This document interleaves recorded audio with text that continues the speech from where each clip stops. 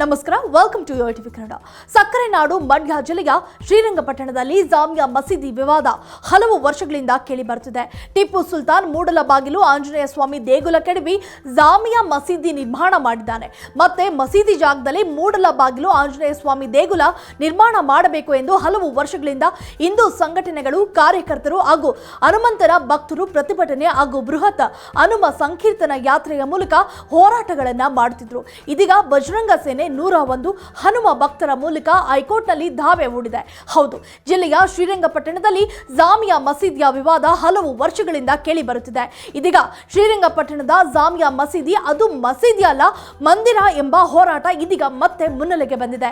ಸದ್ಯ ಶ್ರೀರಂಗಪಟ್ಟಣದಲ್ಲಿರುವ ಮೂಡಲಬಾಗಿಲು ಆಂಜನೇಯ ಸ್ವಾಮಿ ದೇವಸ್ಥಾನ ಜಾಮಿಯಾ ಮಸೀದಿ ಜಾಗದ ಬಗ್ಗೆ ಪುರಾತತ್ವ ಶಾಸ್ತ್ರ ಅಧ್ಯಯನ, ಸಮೀಕ್ಷೆ ಹಾಗೂ ಉತ್ಖನನ ನಡೆಸಿ 30 ದಿನಗಳಲ್ಲಿ ಹೈಕೋರ್ಟ್ಗೆ ವಸ್ತುಸ್ಥಿತಿ ವರದಿ ಸಲ್ಲಿಸುವಂತೆ ಭಾರತೀಯ ಪುರಾತತ್ವ ಸರ್ವೇಕ್ಷಣಾಲಯಕ್ಕೆ ನಿರ್ದೇಶನ ನೀಡಬೇಕು ಎಂದು ಕೋರಲಾಗಿದೆಯಂತೆ. ಅಲ್ಲದೆ ದೇವಾಲಯದ ಆವರಣದಲ್ಲಿ ಇರುವ ಹಿಂದೂ ಸಂಸ್ಕೃತಿ ಹಾಗೂ ಪರಂಪರೆಯ ಕುರುಹುಗಳಾಗಿರುವ ಗರುಡಗಂಬ, ಕಲ್ಯಾಣಿ, ಸ್ತೂಪ, ಸ್ತಂಭ, ಹಿಂದೂ ದೇವತೆಗಳ ಕಲ್ಲಿನ ಕೆತ್ತನೆಗಳು ಹಾಗೂ ಭೂಗತ ದೇವಸ್ಥಾನದ ಭಾಗ, ದೇವಸ್ಥಾನದ ವಾಸ್ತುಶಿಲ್ಪ, ದೇವಸ್ಥಾನದ ವಿನ್ಯಾಸ, ಹೂತಿಟ್ಟ ವಿಗ್ರಹಗಳನ್ನು ಸಂರಕ್ಷಿಸಿಡಲು ಭಾರತೀಯ ಪುರಾತತ್ವ ಸರ್ವೇಕ್ಷಣಾಲಯ ರಾಜ್ಯ ಸರ್ಕಾರ, ಜಿಲ್ಲಾ ಆಡಳಿತಕ್ಕೆ ನಿರ್ದೇಶನ ನೀಡಬೇಕು ಎಂದು ಅರ್ಜಿದಾರರು ಮನವಿ ಮಾಡಿದ್ದಾರೆ. ಒಟ್ಟಾರೆ ಇಷ್ಟು ದಿನಗಳ ಕಾಲ ಪ್ರತಿಭಟನೆಗಳ ಮೂಲಕ ಹೋರಾಟ ನಡೆಸುತ್ತಿದ್ದ ಹಿಂದೂ ಸಂಘಟನೆಗಳ ಕಾರ್ಯಕರ್ತರು ನ್ಯಾಯಾಲಯದ ಮೊರೆ ಹೋಗಿದ್ದಾರೆ.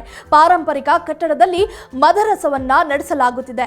ಅಲ್ಲದೆ ಜಾಮಿಯಾ ಒಂದು ಮಸೀದಿಯಲ್ಲ, ಇದು ಮೂಡಲಬಾಗಿಲು ಆಂಜನೇಯ ಸ್ವಾಮಿ ದೇವಸ್ಥಾನ.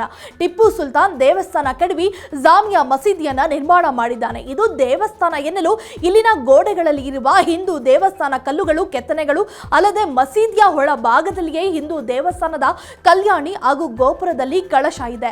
ಇವುಗಳು ಇದು ಮಸೀದಿಯಲ್ಲ, ಮಂದಿರ ಎಂದು ನಿರೂಪಿಸುತ್ತವೆ. ಹೀಗಾಗಿ ಜಾಮಿಯಾ ಮಸೀದಿಯ ಜಾಗದಲ್ಲಿ ಮೊದಲು ಇದ್ದ ಮೂಡಲಬಾಗಿಲು ಆಂಜನೇಯ ಸ್ವಾಮಿ ದೇವಸ್ಥಾನ ಸ್ಥಾಪನೆಗೆ ಸರ್ವೆ ನಡೆಸಿ ಅವಕಾಶ ಕಲ್ಪಿಸಿಕೊಡಬೇಕು ಎಂದು ಬಜರಂಗ ಸೇನೆ ಹೈಕೋರ್ಟ್ಗೆ ದಾವೆ ಹೂಡಿದೆ. If you like this video, ಬೇಗ ಲೈಕ್ ಮಾಡಿ, ಕಾಮೆಂಟ್ ಮಾಡಿ, ಶೇರ್ ಮಾಡಿ ಹಾಗೂ ಯೋಯೋ ಟಿವಿ ಕನ್ನಡವನ್ನು ಸಬ್ಸ್ಕ್ರೈಬ್ ಮಾಡಿ.